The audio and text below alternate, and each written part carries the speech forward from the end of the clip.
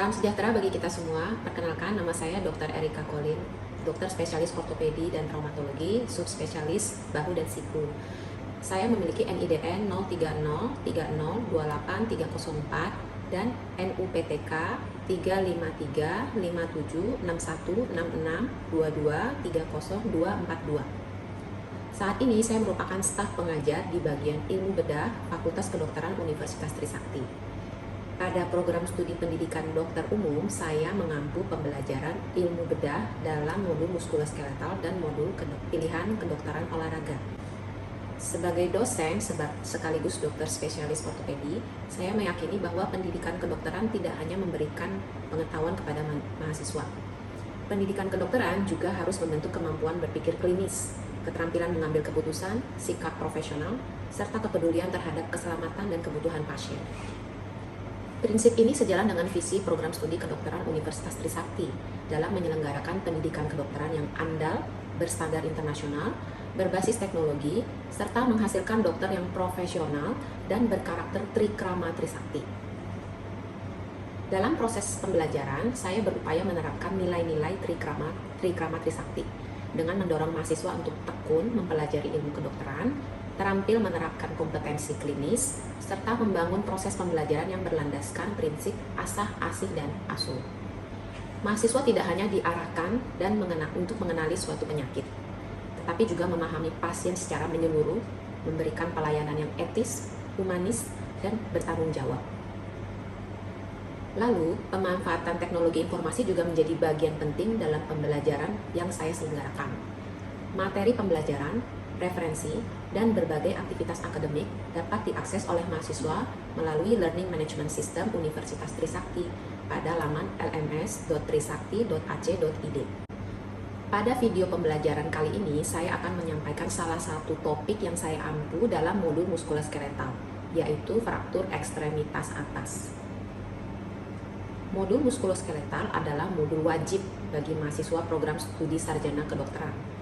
Modul ini membekali mahasiswa dengan kemampuan dasar untuk mengenali, menilai, dan memahami berbagai gangguan pada sistem muskuloskeletal. Setelah mengikuti kuliah pembelajaran ini, mahasiswa saya harapkan mampu mencapai 3 tujuan pembelajaran utama sesuai dengan capaian pembelajaran mata kuliah atau CPMK sebagai berikut.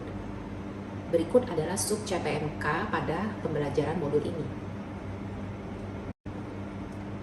Metode pembelajaran yang digunakan untuk topik muskuloskeletal ini mengacu pada buku rancangan pembelajaran modul atau RPM. RPM muskuloskeletal ini meliputi kuliah interaktif, problem based learning, serta pembelajaran keterampilan klinis dasar melalui skill lab. Saya juga menggunakan pendekatan berbasis kasus dan tanya jawab agar mahasiswa dapat mengintegrasikan pengetahuan mengenai anatomi, mekanisme cedera, pemeriksaan klinis, gambaran radiologis, serta prinsip tata laksana. Evaluasi pembelajaran dari modul ini dilakukan secara komprehensif melalui beberapa komponen pengujian, yaitu kehadiran, keaktifan mahasiswa dalam berdiskusi, penilaian tugas, latihan, ujian keterampilan klinik dasar atau KKD, OSCE, ujian tengah modul, dan ujian akhir modul. Referensi yang digunakan dalam modul ini terdiri dari buku ajar, jurnal, penelitian, dan PKM seperti yang tertera di slide ini. Beberapa referensi dari mata kuliah ini berasal dari penelitian dan buku ajar yang saya terbitkan sendiri. Demikianlah informasi pendahuluan dari saya. Selanjutnya, berikut adalah video simulasi pembelajaran atau micro teaching dengan topik fraktur ekstremitas atas, yang dilengkapi dengan latihan menjawab soal untuk membantu mahasiswa mengevaluasi pemahaman untuk topiknya. Mari kita mulai pembelajaran mengenai fraktur ekstremitas atas. Terima kasih. Oke, selamat pagi ya semuanya. Hari ini kita akan belajar tentang topik, salah satu topik di modul muskuloskeletal, yaitu fraktur ekstremitas superior atau ekstremitas atas. Jadi semua fraktur yang di ekstremitas atas ini sebenarnya banyak ditemukan di kehidupan sehari-hari, praktek klinis, dan IGD. Ini sekilas aja. Kalau di modul muskuloskeletal itu fraktur itu dipelajari di capaian pembelajaran mata kuliah sebagai berikut, CPNK 1 dan 2. Ini sub CPNK-nya ada 1 sampai 10. Intinya diharapkan setelah modul ini, kuliah ini bisa mendiagnosis bisa menterapi, bisa merujuk, bisa memberikan edukasi ke pasien mengenai fraktur ekstremitas atas. Ini referensi yang nanti kalian bisa pakai untuk mempelajari lebih dalam atau menggali sebuah kasus di modul muskuloskeletal. Beberapa ada yang berbahasa Indonesia, beberapa ada yang bahasa Inggris. Yang saya kuningin itu berarti yang dipublish oleh saya. Ini referensi PKM-nya dan ini referensi penelitiannya. Oke, kita mulai ya. Jadi fraktur ekstremitas atas tulangnya banyak banget. Nggak mungkin semuanya bisa dipelajari secara singkat. Kalau dibagi bagian besar ada 5 bagian. Clavicula, proximal humerus sendiri, forearm itu satu paket. Biasanya soal ujiannya banyak tuh di situ kalau UKM PPT. Dan distal radius. Nah, fraktur-fraktur lain yang nggak saya sebut itu bukan nggak penting, tapi mungkin lebih jarang ditemukan di praktek klinis sehari-hari, lebih jarang. Oke. Pada prinsipnya, kalau belajar fraktur tuh kok banyak banget, hafalinnya susah dong. Nah, fraktur itu sebenarnya nggak susah untuk dihafal, yang penting kita tahu karakteristik fraktur. Karakteristik fraktur itu paling tidak ada 3 dari 4 ini. Jadi kalau ada nyeri saat digerakkan atau dipakai, ayo digerakkan nyeri kamu oke, itu berarti hampir pasti dia patah sampai terbukti tidak, ya kan? Terbukti otherwise. Crepitus ada krek-kreknya nih dok, ada bunyinya. Yang ketiga, nyeri banget di tempat tersebut. Keempat, fungsinya nggak bisa. Tadinya saya bisa buka pintu jadi nggak bisa. Loh, kalau patah kan bengkok loh, ya nggak bisa buka pintu lah. Tapi ada patah yang incomplete. Jadi patah kita bilangnya hairline fracture. Ya. Jadi garisnya hampir mungkin susah dilihat di X-ray antara patah atau enggak, saya nggak tahu. Tapi kok dia setiap kali mau keramas atau buka pintu tuh satu, kita curiga. Ya. Jadi kalau untuk dalam topik fraktur itu kita selalu curiga dia fraktur deh, pokoknya sampai terbukti enggak, sampai terbukti. Fraktur clavicula itu banyak di dewasa muda. Semua fraktur akan bilang epidemiologinya bimodal. Bimodal artinya yang satu muda banget, yang satu tua banget selalu. Yang muda banget dia patah gara-gara dia terlalu aktif. Jadi misalnya dia senang motoran, memang mobilitasnya tinggi, terus dia usia produktif, jadi dia kemana-mana, misalnya rawan dengan kecelakaan lalu lintas. Yang satu lagi populasi yang usianya sangat tua.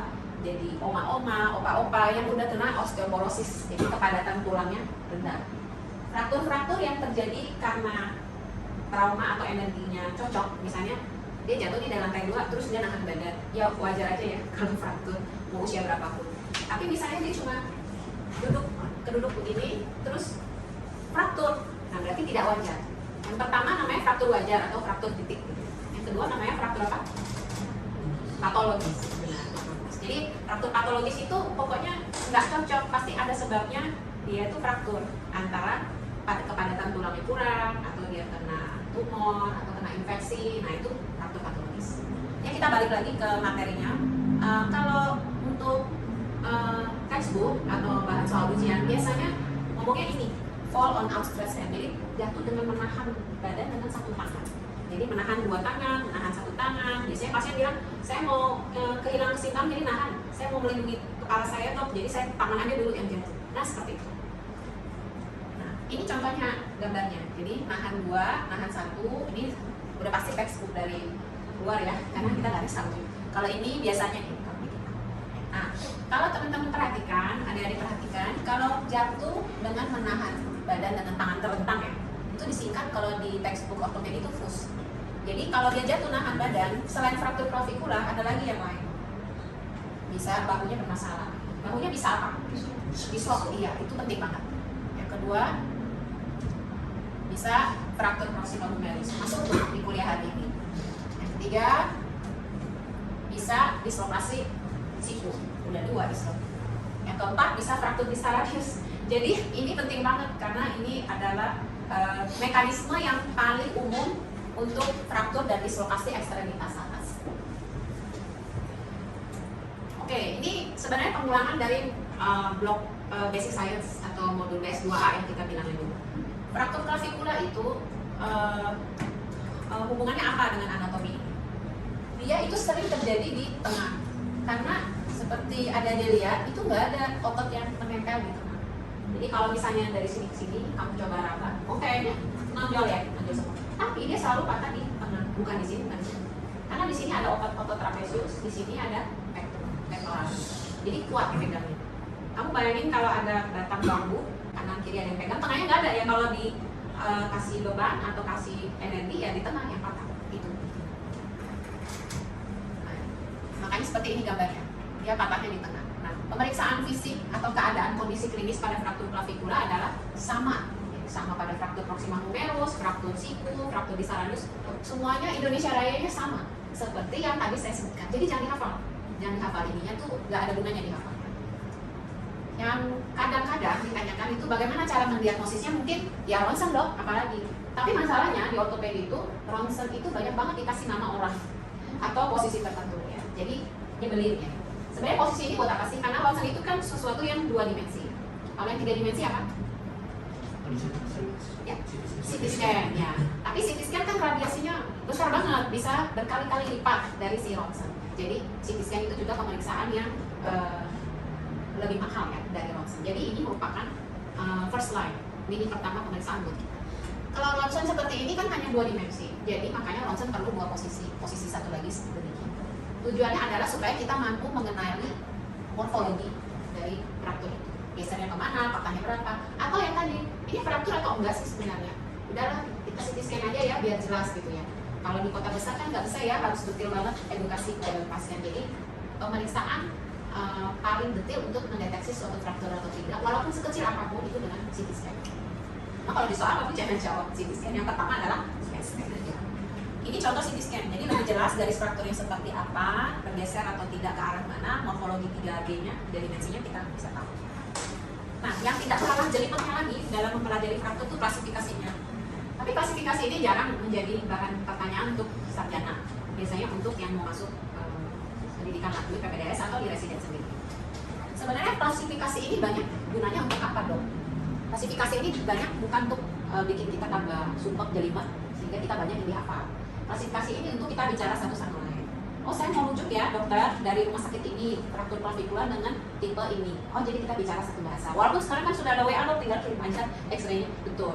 Nah yang kedua klasifikasi itu buat bilang fraktur ini akan berakhir bagus luaran tulisnya atau enggak, atau mesti diapain. Jadi dia menentukan nanti mau diapain, dan nanti kalau diapain itu hasilnya bagus atau enggak.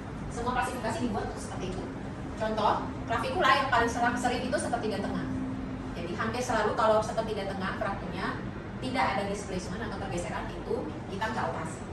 Kalau bergeser lebih dari 100%, mungkin terapi operasi bisa lebih memberikan manfaat dari non operasi. Kedokteran nggak ada yang 100% ya. Jadi ini kalau operasi pasti sembuh ya dok. Jangan berkata demikian, berikan statistik ke pasiennya. Jadi konseling. Oke? Ini biasa ditanya di soal ujian atau tanya jawab. Jadi untuk terapi tanpa pembedahan itu bisa dengan bidai. Kalian kan ada KKD bidai ya dulu. Bidai itu ya seperti ini, jadi kayak dipakai rantel sehingga kalau kalian lihat itu bahunya kayak kebuka. Sehingga clavicula yang tadi shortening jadi terreduksi. Tapi ini kan ada keringat, buka baju, mandi, ribet. Jadi pilihan keduanya adalah ini. Tapi ini nggak terlalu kebuka, jadi ada plus minusnya. Kalau untuk anak-anak yang nggak bisa omongin dan tidak bisa mengatur diri sendiri, yang mungkin ini lebih cocok. Tapi tiap hari diberesin lagi, dibenerin lagi. Tapi kalau untuk dewasa yang bekerja di kantor yang pakai ini susah, pakai ini juga. Berapa lama? Ini kira-kira 1 bulan. Nah ini contoh yang operasi, kalau paling terkenal di ortopedi itu kan operasi pasang pen, kita sebut POLIF. Nah ini contoh, sebenarnya pen ini atau plate itu fungsinya hanya untuk mempertahankan reduksi kita sehingga kita mendapatkan alignment yang bagus selama masa penyembuhan fraktur. Penyembuhan fraktur itu penting untuk dihafal karena nanti pasiennya nanya kapan saya boleh olahraga lagi, kapan saya boleh aktivitas lagi, kapan saya boleh nulis lagi. Kira-kira seperti ini. Nah untuk fraktur-fraktur berikutnya sebenarnya cukup mirip. Nanti saya berikan keynotes ya untuk satu-satu itu seperti apa yang paling penting. Proximal humerus ini seringnya sama di orang yang tua banget atau muda banget. Yang paling penting untuk di note di fraktur proximal humerus adalah apakah ada kejadian cedera nervus axillaris. Nervus axillaris di mana? Di sini ya. Dia sering dibilang kalau nervus axillaris cedera itu ada di gangguan sensorik di area badge. Jadi maksudnya itu kalau kalian lihat pilot ada badge di sini, itu badge area itu yang ini. Jadi kalau dipegang deltoid sisi lateralnya itu baal atau tebal. Kalau baal atau tebal kemungkinan besar ya nervus axillarisnya cedera. Cedera itu bukan berarti putus ya. Cedera itu ya ketekan, ketali, ketekan hematomnya, ya, bengkak, itu bisa. Jadi belum tentu putus. Ini contoh klinis dari fraktur proximal humerus. Sama semuanya ya, Indonesia Raya sama. Dulu mungkin waktu kalau semester 3 melihat hal ini mungkin bingung ya, harus dihafal semuanya. Tapi kalau makin senior itu makin bisa menelaah, oh ini sebenarnya nggak penting, nggak usah dihafal, semua akan sama. Oke. Fraktur proximal humerus, X-ray-nya adalah AP view, axillary view, atau scapulohumeral view. Sebenarnya semua view boleh, yang penting kita tahu untuk mendefinisikan frakturnya paling tidak ada 2 view yang begini. Kalau kalian perhatikan, fraktur itu gambarnya gini-gini aja. Kalau fraktur antara ini atau ini, nggak ada yang lain. Sekilas, sewaktu kita melihat, oh ini fraktur humerus, oh ya, ini. Oh besoknya lihat ini, kok beda-beda ya? Enggak, mereka adalah fraktur yang sama sebenarnya. Ini CT scan-nya, ketika kita tidak bisa melihat frakturnya dengan jelas, mungkin tadi yang seperti saya sebut di CT scan. Oke, balik lagi, yang saya mau tekankan adalah gambar ini. Ini namanya deforming force. Jadi, ini kan humerus ya. Humerus itu ada greater tuberosity, ada head. Nah, ini ada otot-ototnya nih yang megangin. Ada otot-ototnya yang megangin. Misalnya ini subscap, ini supraspinatus. Ketika kita ada fraktur, otot ini kan nggak putus, ya. Jadi dia akan menarik ini ke sini, supraspinatus akan menarik greater tuberosity ke atas. Itulah alasannya kenapa gambarnya selalu sama. Ya. Yang menjadi penentu adalah garis patahnya berapa. Misalnya ya, garis patahnya di sini. Ini.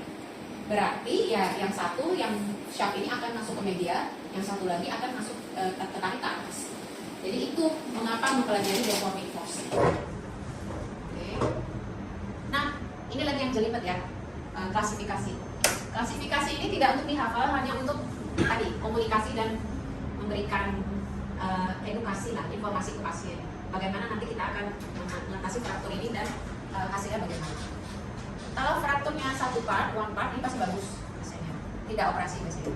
Kalau frakturnya 2 part, 3 part, 4 part, itu kemungkinan sih bagusnya di operasi. Bagaimana kalau tidak dioperasi? Sama, counseling juga. Setelah di counseling sekitar 3 minggu sampai 1 bulan, pasiennya terapi fisik. Kalau pasien ngomongnya, bahasanya apa? Rehab, atau yang sering fisioterapi. Ya. Jadi rehab, kembali ke habitus. Balikin dia ke sebelum dia cedera. Ya. Nah, yang perlu mungkin ya, pasien tuh perlu pendampingan tuh, rehab tuh lama. Jadi dia desperate atau frustasi. Kok nggak balik-balik? Kita perlu memberikan apa ya, keyakinan atau pendampingan ke dia secara moral, tapi ada dasarnya dong, nggak hanya baik-baikin dia, menyemangati dia. Dasarnya apa? Pengetahuan kapan fraktur sembuh. Jadi kalau kamu tahu fracture healing itu kapan, tahap-tahapnya, kamu pasti bisa memberikan reassurance yang menenangkan lah buat pasien. Atau kamu juga bisa, Bu, ini kayaknya saya agak ragu ya, Ibu bisa jalan terus dengan kondisi yang bagus, kayaknya perlu intervensi. Saya lihat Ibu agak lambat ini perkembangannya. Nah itu fungsi BS2A dan modul MS-nya di sini. Kalau frakturnya tadi 3 part, 2 part, dan 4 part, mungkin ada prosedur pembedahan yang harus dikerjakan. Nah, contohnya ini yang contohnya saya lakukan ini penggantian sendi. Kalau ini oren. Kita turun lagi ke bawah. Fraktur shaft humerus. Yang paling penting adalah tadi kan kalau proximal humerus dan axillaris.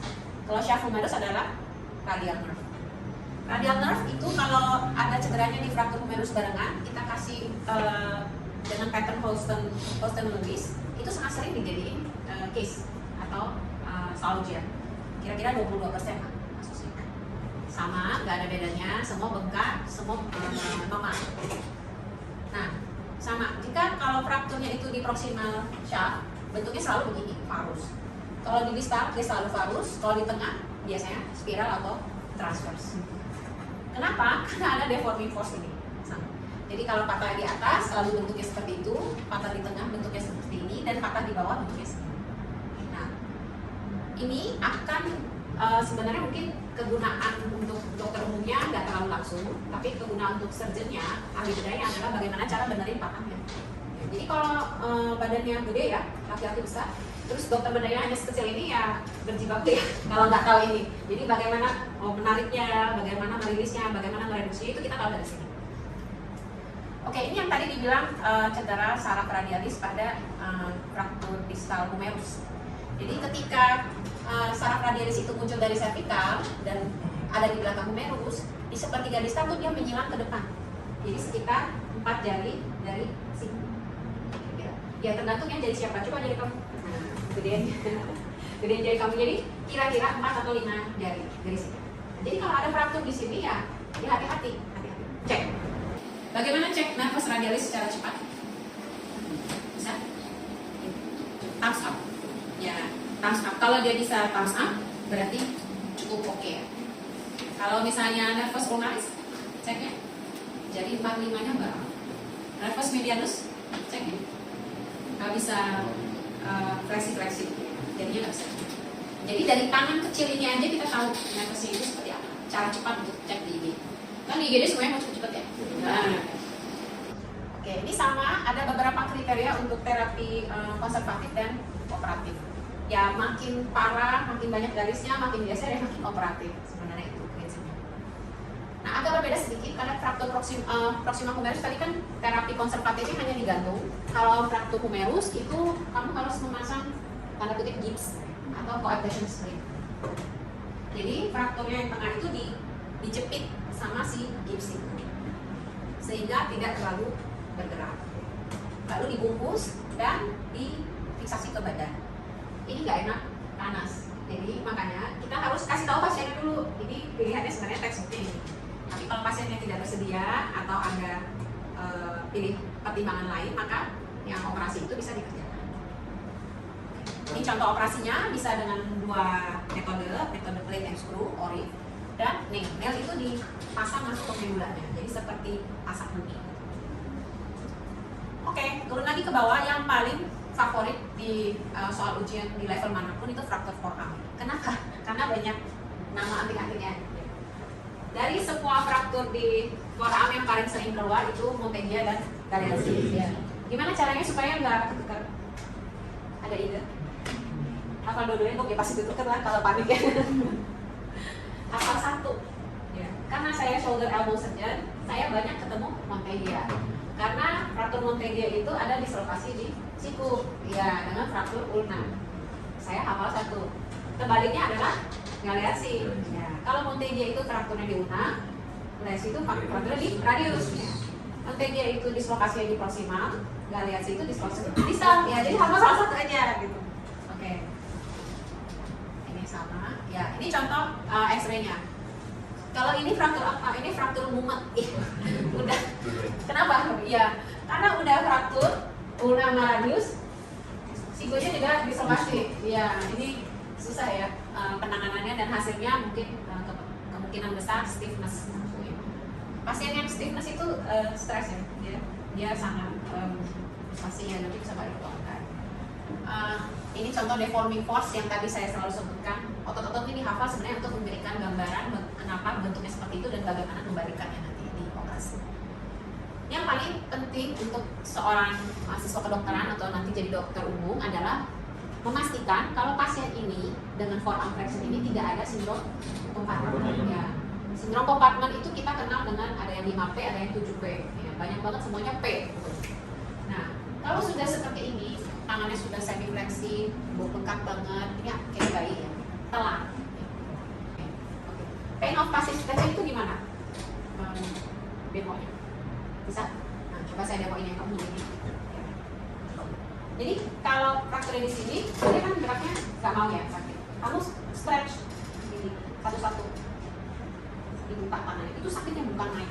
Padahal cuma begini doang gitu. Jadi tidak sesuai sama gerakan saya. Kayaknya berlebihan banget ya pasien itu nggak berlebihan, itu sakit banget ya. Kalau ada yang seperti itu, kamu selalu curiga kompartmen sendiri. Kalau sudah ada bulas seperti ini, tekanan intra kompartmennya begitu besar, ini udah kalah. Nah, ini sangat emergency. Salah satu emergency di bidang ortopedi selain fraktur terbuka dan fraktur pelvis adalah kompartmen sindrom. Satu lagi dislokasi. Ini harus difasciotomi. Ini adalah PP yang lain. Oke, ini tadi yang fraktur Monteggia versus Galeazzi. Kalau fraktur Monteggia itu yang saya hafal, fraktur ulna disertai dislokasi radius. Kalau fraktur Galeazzi terbaliknya, fraktur radius disertai dislokasi PRUJ. Ini contoh gips untuk terapi konservatif lengan bawah. Ini contoh pemasangan flat screw, atau pada anak-anak ini bukan yang seperti tadi, nailnya lebih kecil, jadi sifatnya lebih elastis. Biasa pada pasien pediatrik yang lempeng pertumbuhannya masih ada seperti ini. Fraktur distal radius. Fraktur distal radius mungkin adalah fraktur paling populer di ortopedi. Di 70% dari fraktur ekstremitas atas itu fraktur distal radius. Kaitannya dalam pembahasan tanya jawab atau soal itu biasa dia tanya tipe-tipe fraktur ini. Kalian paling sering dengar Coles, Smith, Barton, ya, Schaeffer, ya. Dibalik-balik aja. Seperti yang saya bilang, hafal satu aja, berarti yang lain. Coles lawannya Smith, Galeazzi lawannya Montek. Kalau ini Coles ya, karena displacementnya ke arah dorsal. Jadi kalau di soalnya ada keywords inner fork deformity, itu jawabannya Coles. Tanpa lihat X-ray pun udah pasti Coles. Seperti ini, angulasinya ke arah atas dorsal. Ya. Kalau dari sini nggak kelihatan dong. Ya, makanya foto harus dua, AP dan lateral. Jadi ini Coles. Nah, ini CT scan yang lebih jelas ya. CT scan biasanya untuk cervical framing.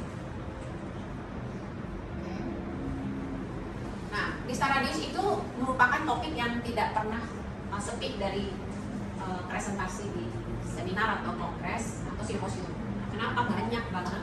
Dan ini termasuk fragility fracture. Fragility fracture itu apa sih? Fragility fracture itu sebenarnya fraktur patologis. Artinya dari kata fragile. Baru cuma jatuh dikit doang kok, udah patah ya itu. Cuma jatuh dikit doang, itu adalah kata kuncinya. Jadi fragility fracture kalau di ortopedi itu ada fraktur distal radius, proximal humerus, femoral neck, dan spine. Jadi kalau spine frakturnya apa? Frakturnya biasanya di mana kalau fragility? Cervical, thoracal, atau lumbar? Lumbar dan thoracal. Cervical jarang, karena dia biasanya jatuhnya duduk, ya. Kena dulu, lumbar, habis itu thoracal. Iya. Oke, ini kita latihan soal yang sekarang. Latihan soal. Nomor 1 itu dari soal yang kita sudah bagikan bersama. Fraktur ini tanpa membaca soalnya bisa tahu nggak jawabannya? Bisa ya. Nah, jadi kalau Smith fraktur apa tadi? Distal radius. Dislokasi displacement ke arah mana? Polar ya. Agak bingung, jangan bilang atas, jangan bilang bawah. Kalau kamu begini yang atas yang polar. Tapi betul. Nah, tapi kalau kamu begini yang atas yang dorsal. Jadi posisi anatomi adalah posisi seperti ini. Ini adalah polar, ini adalah dorsal. Jadi ini yang tadi saya bilang akan sangat membantu kalau kamu punya tips and trick di setiap soal, karena soal itu begitu banyak, kamu cuma punya waktu sedikit. Next, laki-laki 24 tahun di bawah IGD, pasca kecelakaan sepeda motor, ada luka terbuka, berarti fraktur terbuka ya. Kalau fraktur terbuka, tata laksana paling awal irigasi luka, baru tekan steril, imobilisasi, antibiotik, dan profilaksis tetanus. Ini sebenarnya dibanding yang lain gampang sekali untuk dinotis bahwa itu jawabannya. Kalau di tipe soal lain, biasanya yang saya perhatikan adalah dia nanya grade-nya. Ya, grade-nya apa kalau fraktur terbuka? Nama grade-nya? Pustilo ya. Pustilo Anderson itu grade yang gampang nggak atau susah? Susah, gampang, susah. Kalau frakturnya itu ada lukanya kurang dari 1 cm, udah pasti grade 1. Kalau dia 1 sampai 10 cm, grade 2. Di atas grade 10 cm, grade 3. Nah, sekarang dia kalau grade 3, itu kan ada lukanya nganga. Tapi kalau luka yang bisa dijahit langsung tanpa prosedur tambahan, ya misalnya tidak perlu skin graft, tidak perlu flap, jahit aja langsung. Ada keterangan tidak ada kulit yang hilang, hanya lukanya 12 cm. Berarti 3A. 3B itu ketika di soalnya ada keterangan kulitnya hilang, ada tindakan flap, ada tindakan skin graft, itu berarti 3B. Kalau dia cedera neurovaskuler, itu 3C, walaupun lukanya cuma setitik. Ya, apa namanya? Luka setitik cedera vaskuler, atau cedera saraf. Pasien apa? Fraktur femur, ya? Pasien luka tembak. Tembaknya benar-benar kepak ya gitu ya. Jadi begitu ditembak di femur, arteri femoralisnya tidak teraba, padahal luka tembak itu kan kalibernya 9 mili ya, kecil kok peluru itu. Satu dong, grade 1 kesana ya. Tapi ditembak, jadi masuk grade 3C. Kalau ini mah gampang. Ya, sampai di sini pembahasan kuliah kali ini. Semoga lancar semuanya untuk modul berikutnya.